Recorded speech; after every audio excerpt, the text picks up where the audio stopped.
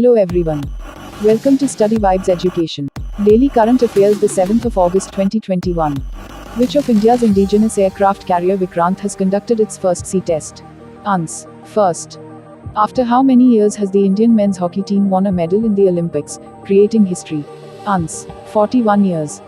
Which organization has constructed the world's highest vehicular road in eastern Ladakh? Ans. North Border Roads Organization. APIDA has tied up with University of Agricultural Sciences located in which city to promote agri-export? Ans. How many loan agreements have been signed for the second phase of the dam rehabilitation and improvement project? Ans. $250 million. Which scheme for school education has been approved by the cabinet to continue from April 2021 to March 31, 2026? Ans. Samagra Siksha Yojana. Since when the Sri Ram Janmabhoomi Tirath Kshetra Trust has allowed the devotee to have darshan of the adorable Ramlala in the Ram temple? Ans. December 2023. In which state, the principal scientific advisor to the Government of India has virtualized the decentralized biomedical waste furnace in Buxar? Ans. Bihar. Which space agency will launch the Boeing Orbital Flight Test 2 mission? Ans.